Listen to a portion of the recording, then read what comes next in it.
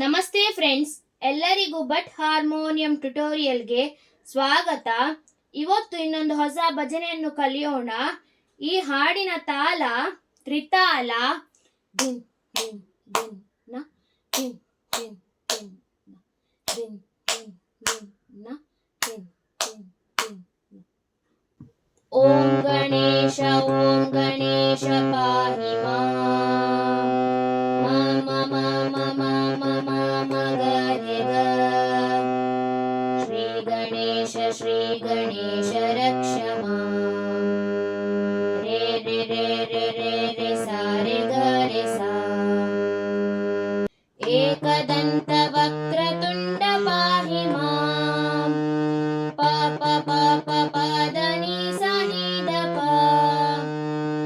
ವಿಕಟಹಾಸ ವಿಘ್ನರಾಜ ರಕ್ಷ ಮಾಂ. ನಿ ನಿ ನಿ ನಿ ನಿ ದ ದ ಪ ಮ ಮ ದ ಪ. ಓಂ ಗಣೇಶ ಪಾಹಿ ಮಾಂ. ಮ ಮ ಮ ಮ ಮ ಮ ಮ ಮ ಗ ರೆ ಗ. ಶ್ರೀ ಗಣೇಶ ರಕ್ಷ ಮಾಂ. ರೇ ರೇ ರೇ ರೇ ರೇ ರೇ ಸಾ ರೆ ಗ ರೆ ಸಾ. ಫ್ರೆಂಡ್ಸ್, ಈ ಹಾಡಿನಲ್ಲಿ ಎಲ್ಲಾ ಸ್ಟ್ಯಾನ್ಸಾಗೆ ಸೇಮ್ ನೊಟೇಶನ್ ಆಗಿರೋದ್ರಿಂದ ನಾನು ನೆಕ್ಸ್ಟ್ ಡೈರೆಕ್ಟ್ ಹಾಡನ್ನೇ ಹಾಡ್ತೇನೆ. ನೋಟ್ಸ್ ಅಲ್ಲಿ ಬರೆಯುವಾಗ ವಿತ್ ನೊಟೇಶನ್ ಕೊಡ್ತೇನೆ. ಸಾಮಗಾನ ಶಾಂತಿ ದಾತ ಪಾಹಿ ಮಾಂ. ಸಾಮಗಾನ ಶಾಂತಿ ದಾತ ಪಾಹಿ ಮಾಂ. ವಿಶ್ವವದನ ವಿಶ್ವಚಕ್ಷು ರಕ್ಷ ಮಾಂ. ವಿಶ್ವವದನ ವಿಶ್ವಚಕ್ಷು ರಕ್ಷ ಮಾಂ. ಓಂ ಗಣೇಶ ಪಾಹಿ ಮಾಂ. ಓಂ ಗಣೇಶ ಪಾಹಿ ಮಾಂ. ಶ್ರೀ ಗಣೇಶ ರಕ್ಷ ಮಾಂ.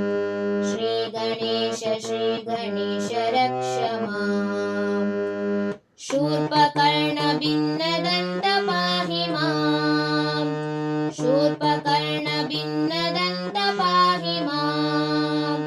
ಜ್ಞಾನರೂಪ ಸರ್ವದಾ ರಕ್ಷ ಮಾಂ.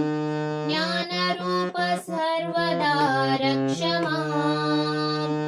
ಓಂ ಗಣೇಶ ಪಾಹಿ ಮಾಂ. ಓಂ ಗಣೇಶ ಪಾಹಿ ಮಾಂ. ಶ್ರೀ ಗಣೇಶ ರಕ್ಷ ಮಾಂ. ಶ್ರೀ ಗಣೇಶ ರಕ್ಷ ಮಾಂ. ಶುದ್ಧ ಬುದ್ಧ ನಿರ್ವಿಕಲ್ಪ ಪಾಹಿ ಮಾಂ. ಶುದ್ಧ ಬುದ್ಧ ನಿರ್ವಿಕಲ್ಪ ಪಾಹಿ ಮಾಂ. ವೇದಮೂರ್ತಿ ವಿಶ್ವಮೂರ್ತಿ ರಕ್ಷ ಮಾಂ. ವೇದಮೂರ್ತಿ ವಿಶ್ವಮೂರ್ತಿ ರಕ್ಷ ಮಾಂ. ಓಂ ಗಣೇಶ ಪಾಹಿ ಮಾಂ. ಓಂ ಗಣೇಶ ಪಾಹಿ ಮಾಂ. ಶ್ರೀ ಗಣೇಶ ರಕ್ಷ ಮಾಂ. ಶ್ರೀ ಗಣೇಶ ರಕ್ಷ ಮಾಂ. ಅಗ್ರಪೂಜೆ ಸರ್ವದಾ ಪಾಹಿ ಮಾಂ. ಅಗ್ರಪೂಜೆ ಸರ್ವದಾ ಪಾಹಿ ಮಾಂ. ವಿಘ್ನನಾಶ ಸರ್ವದೇವ ರಕ್ಷ ಮಾಂ. ವಿಘ್ನನಾಶ ಸರ್ವದೇವ ರಕ್ಷ ಮಾಂ. ಓಂ ಗಣೇಶ ಪಾಹಿ ಮಾಂ. ಓಂ ಗಣೇಶ ಪಾಹಿ ಮಾಂ. ಶ್ರೀ ಗಣೇಶ ರಕ್ಷ ಮಾಂ. ಶ್ರೀ ಗಣೇಶ ರಕ್ಷ ಮಾಂ. ಶ್ರೀ ಗಣೇಶ ರಕ್ಷ ಮಾಂ. ಫ್ರೆಂಡ್ಸ್, ನಿಮಗೆಲ್ಲ ಇವತ್ತಿನ ಈ ವಿಡಿಯೋ ಅರ್ಥ ಆಗಿದೆ ಎಂದು ನಾನು ಎನಿಸುತ್ತೇನೆ. ಯಾರೆಲ್ಲ ನನ್ನ ಈ ವಿಡಿಯೋ ನೋಡ್ತಿದ್ದೀರಾ, ದಯಮಾಡಿ ಈ ವಿಡಿಯೋಗೊಂದು ಲೈಕ್ ಕೊಡಿ. ಯಾರೆಲ್ಲ ನನ್ನ ಚಾನೆಲಿಗೆ ಇನ್ನೂ ಸಹ ಸಬ್ಸ್ಕ್ರೈಬ್ ಮಾಡಲಿಲ್ವೋ ದಯಮಾಡಿ ಸಬ್ಸ್ಕ್ರೈಬ್ ಮಾಡಿ ಫ್ರೆಂಡ್ಸ್.